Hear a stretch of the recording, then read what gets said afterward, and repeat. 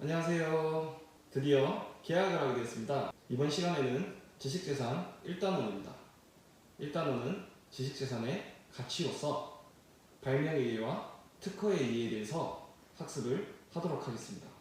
그럼 수업 시작하도록 하겠습니다.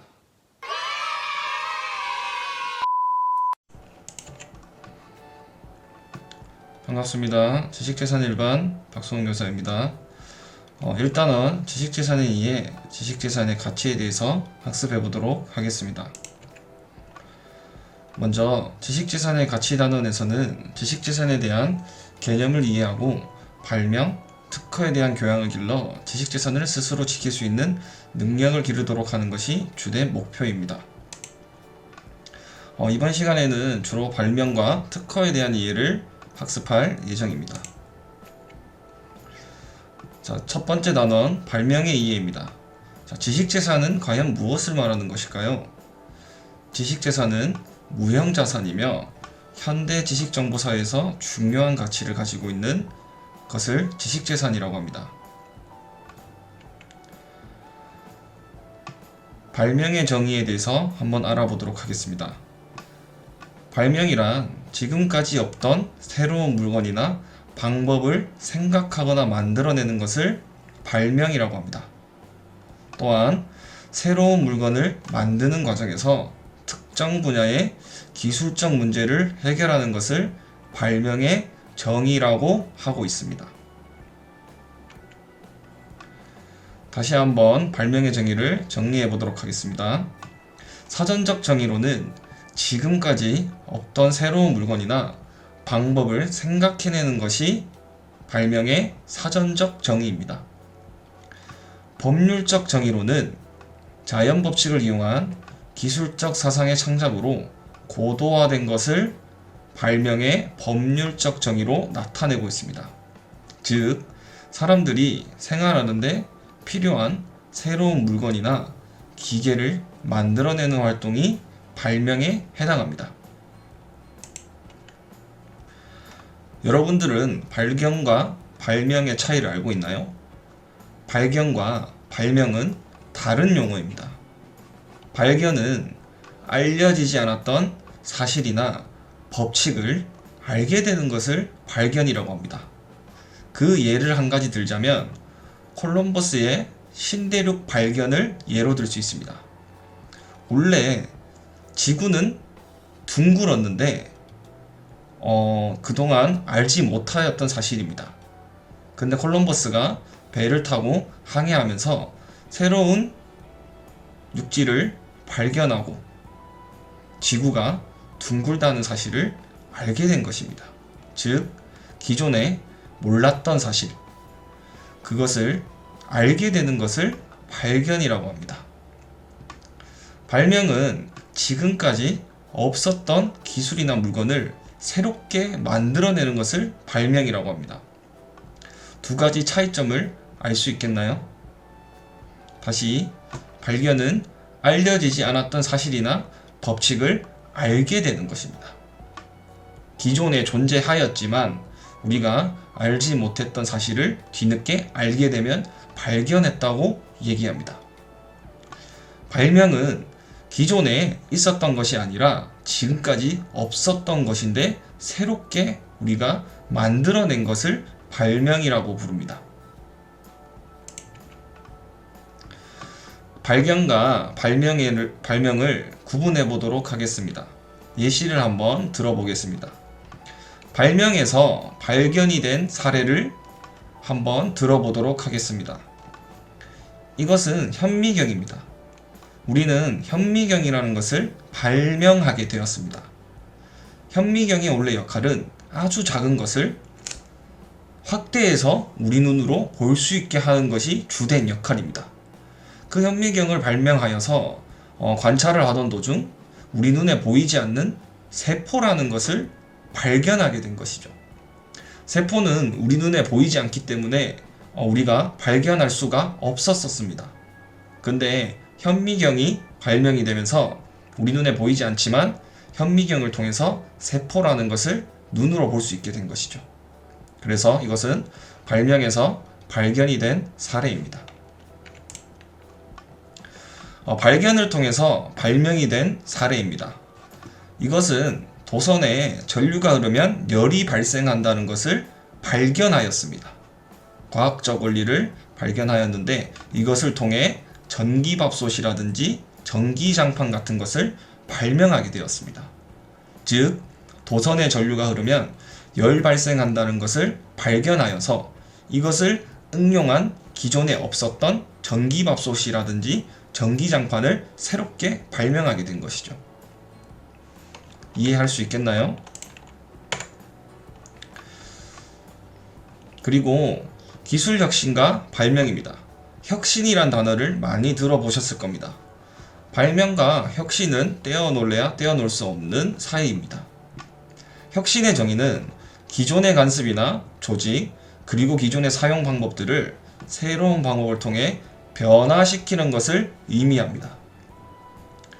발명과 기술 혁신은 과학기술의 발달에 큰 영향을 끼치게 되었습니다.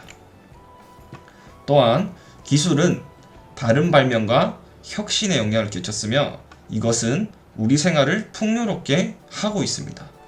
즉, 혁신은 기존의 관습, 조직 그리고 기존의 사용 방법들을 새로운 방법을 통해 변화시키려는 것을 의미합니다. 그래서 혁신적인 사람, 혁신하면 누가 떠오르나요? 혁신하면 스티브 잡스, 이런 인물들이 떠오르게 되죠. 기존에 있던 것에 대한 관습을 없애고 새로운 것을 통해서 변화를 추구했기 때문에 스티브 잡스는 성공할 수 있었으며 혁신의 아이콘이라고 부를 수 있게 된 것입니다. 발명의 종류로는 기술 분야와 기술 구현, 특허법에 따라서 나눠지는데요. 기술 분야는 전기, 전자 발명, 그리고 기계 발명, 화학 발명 등이 있으며 기술 구현에는 물건의 발명과 방법의 발명으로 나눌 수 있습니다. 그러나 우리는 특허를 배우고 있기 때문에 특허법에 해당하는 발명의 종류는 물건 발명, 방법 발명, 제법 발명이 대표적입니다. 이 외에도 다른 발명들도 기타 발명들도 존재하지만 일단은 세 가지 정도를 먼저 유심히 알고 있어야 합니다.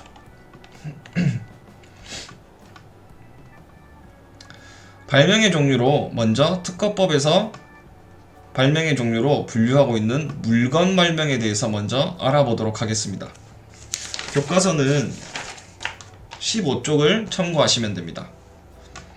자, 먼저 물건 발명이란 기계, 기구, 장치 등과 같은 좁은 의미의 물건 발명에서부터 화학물질이나 조성물까지 포함하는 넓은 의미의 물건을 발명으로 구분하고 있습니다. 물건 발명은 즉 좁은 의미에서 자전거 같은 것도 물건에 해당하며 넓은 의미의 물건 발명은 푸른 곰팡이를 이용한 페니실린 발명이 되겠습니다.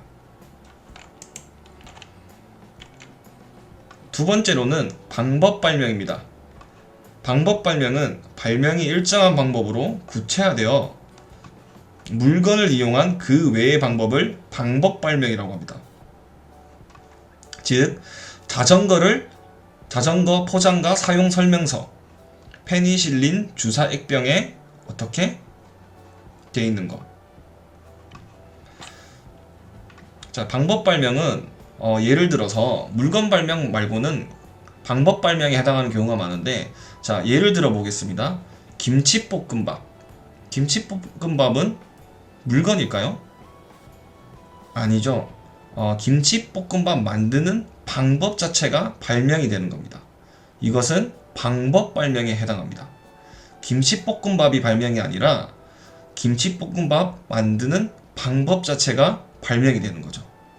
거기에 해당하는 것이 방법 발명이라고 생각하시면 되겠습니다.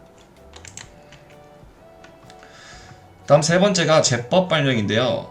발명이 일정한 방법으로 구체화되어 있는 경우 물건을 생산하는 방법을 이루고 있습니다.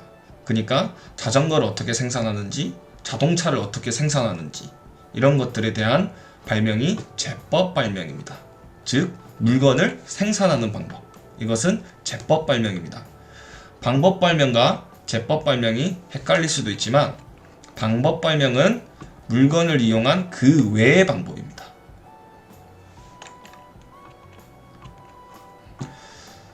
자, 발명의 종류에는 기타 발명도 해당하는데요. 앞에 말했던 물건, 제법, 방법 이외에도 기타 발명이 존재하고 있습니다. 보면 동식물 발명, 미생물 발명, 유전공학, 컴퓨터 프로그램 발명, 용도 발명 등 다양한 기타 형태의 발명도 존재하고 있다는 것을 알고 계셔야 됩니다.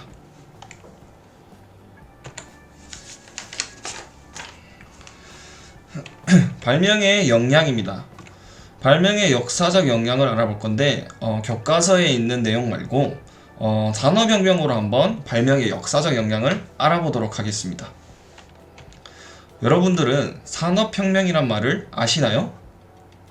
산업혁명은 기술 혁신을 통한 사회구조의 변혁을 산업혁명이라고 합니다. 여러분들 지금은 몇 차 산업혁명이죠? 4차 산업혁명입니다. 그러면 그 전에 시작되었던 1차부터 4차까지의 기술 혁신을 통한 사회 구조의 변혁을 한번 알아보도록 하겠습니다. 먼저 1차 산업혁명입니다. 1차 산업혁명은 증기기관의 발생입니다. 여러분들 증기기관차, 기계의 최초의 모터는 증기기관입니다. 석탄을 넣어서 증기를 발생시켜 그 힘으로 기계가 작동되는 것입니다. 즉, 기계의 힘을 빌려 큰 힘을 얻게 됩니다. 기차를 예를 들어 보겠습니다. 보통 사람을 이동시키려면 많은 힘이 필요한데 보통은 인력거를 생각하시면 되겠죠? 사람이 사람을 끌다 보면 많은 사람을 끌 때는 당연히 많은 힘이 필요합니다. 근데 이 힘을 기계가 대신해 주는 거죠. 어떻게? 인간의 작은 힘을 증기기관에게 추가로 힘을 보탠다면 증기기관은 큰 힘을 발생시켜 인간의 작은 힘을 큰 힘으로 변형시킬 수 있는 그런 힘을 제공합니다. 다시 한번 말하면 기계의 힘을 빌려 큰 힘을 얻게 되는 시대가 온 것이죠. 두 번째는 2차 산업혁명입니다. 전기의 발명입니다. 자, 전기의 힘을 빌려 대량 생산이 본격화됩니다. 이게 무엇이냐? 앞에 있었던 1차 산업혁명은 인간이 연료를 계속해서 주입해야지만 기계가 작동하는 그런 혁명이었다면 전기가 발생되고 나서부터는 인간이 노동을 하지 않아도 전기의 힘을 빌려 기계가 24시간 작동하게 되는 것입니다. 여러분들이 지금 전기가 없다고 생각했을 때 발전기를 돌리려면 다 수동으로 돌려야 되죠. 손으로 막 돌리는 이런 거 보셨을 거예요. 그게 아니라 원래는 1차 때는 그렇게 했다면 2차 때는 어떻게? 전기의 발생으로 기계가 인간의 힘이 필요 없이 24시간 작동되기 때문에 대량 생산이 본격화되는 시대입니다. 3차 산업혁명입니다. 3차 산업혁명은 정보화 시대입니다. 정보화 시대가 시작되면서 여러분들은 정보를 공유할 수 있게 되고 네트워크 시대의 시작이 되는 것입니다. 3차 산업혁명부터 여러분들이 쉽게 이해할 수 있도록 게임을 생각해 보겠습니다. 게임이 원래는 혼자서, 그러니까 싱글 플레이를 하죠. 혼자서 그냥 컴퓨터를 이용해서 했다면 이때부터는 친구들과 지금 뭐 게임하는 것처럼 온라인으로 만나서 같이 게임을 할 수 있는 그런 시대가 된 것입니다. 옛날에는 상상도 못했던 일이죠. 3차 산업혁명은 정보 공유, 네트워크로 연결되는 세계 각국에 있는 사람들을 연결해서 소통할 수 있는 그런 시대가 3차 산업혁명이 되겠습니다. 그리고 마지막으로 4차 산업혁명입니다. 1, 2, 3차는 인간을 이롭게 하는 것이 주된 목표였다면 4차는 AI, 인공지능의 등장으로 끊임없는 논쟁이 아직까지 진행되고 있는데 AI, 인공지능이 과연 우리에게 편리함도 주지만 우리에게 위협을 줄 수도 있다는 그런 논쟁이 시작되고 있습니다. 인공지능이 우리에게 위협을 준다는 것은 크게 우리들을 인간을 대체할 수 있게 된다면 우리의 일자리라든지 인간의 필요성이 조금 줄어들 수도 있기 때문입니다. 먼저 인공지능 시대가 되면서 사물 인터넷. 이제는 기계를 직접 작동하지 않고 말을 한다든지, 또한 사물과 사물 간의 연결을 통해서 예를 들어서 여러분들이 집에 현관문을 열고 들어가면 현관문 앞에 있는 센서가 여러분을 감지하고 불을 켜줍니다. 뭐 이 정도는 많이 보셨죠. 그 불이 켜지면 그 센서가 이제 얘가 들어왔으니까 일단은 따뜻한 물을 욕조에 받자. 자동으로 신호가 가서 욕조에 물이 받아지고 불이 켜지고 밥솥이 움직이고 따뜻한 음식을 데펴놓고 미리 이렇게 다 사물과 사물 간에 연결이 될 수도 있다는 것입니다. 로봇공학도 마찬가지고 가상현실, VR 지금 많이 하고 있죠. VR 그리고 AR도 여러분들이 포켓몬고 해보셨을 거예요. 그런 것처럼 AR 시대 이런 것들의 기술이 나타나고 있습니다. 끊임없이. 그게 4차 산업혁명입니다.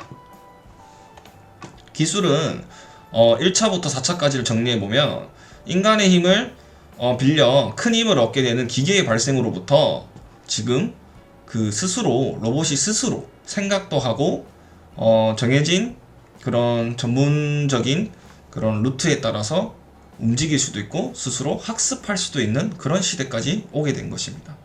이것이 다 발명의 역사와 그런 것들이 산업혁명과 지금 맞물리고 있다는 것을 알려드리고 있습니다. 두 번째는 특허의 이해입니다. 특허란 새로운 발명에 대하여 발명자에게 주는 독점적 권리를 특허라고 합니다. 특허 제도는 국가가 발명자에게 특허권을 부여함으로써 새로운 기술 개발에 동기를 주고 기술 발전을 촉진시키기 위한 제도입니다. 즉, 특허가 무엇이냐면 새롭게 아까 앞에 말했던 물건 발명, 방법 발명, 제법 발명이라든지 기타 발명을 한 사람에 대하여 그 발명자에게만 사용할 수 있는 독점적 권리를 주는 것을 특허라고 합니다. 자, 특허의 요건이라는 게 있는데요. 교과서 27쪽을 함께 보도록 하겠습니다. 말했다시피 발명한 사람에게 독점적 권리를 주는 것이 특허라고 했는데 이것은 모든 발명에 대해서 특허를 부여하는 것이 아니라 이 4가지 특허의 요건을 갖추고 있는 발명에게만 부여될 수 있습니다. 첫 번째가 발명의 성립성이며 두 번째가 산업상의 이용 가능성입니다. 세 번째가 신규성이며 네 번째 진보성으로 요건이 4가지로 구성되어 있습니다. 특허의 요건을 갖추지 못하게 된다면 특허의 등록이 거절됩니다. 즉, 발명을 했지만 특허로 등록을 받지 못했기 때문에 독점적인 권리를 받을 수 없는 것입니다. 첫 번째, 발명의 성립성에 대해서 한번 알아보도록 하겠습니다. 자연 법칙을 이용한 기술적 사상의 창작으로서 고도화된 것을 발명의 성립성이라고 정의하고 있습니다. 자, 발명은 자연 법칙을 이용해야 하며 창작의 내용이 기술적이며 구체적이어야 한다고 정의되고 있는데요. 여기서 자연 법칙은 무엇이냐면 예를 들어서 시간은 되돌아가지 않는다. 우리는 중력을 이겨낼 수 없다.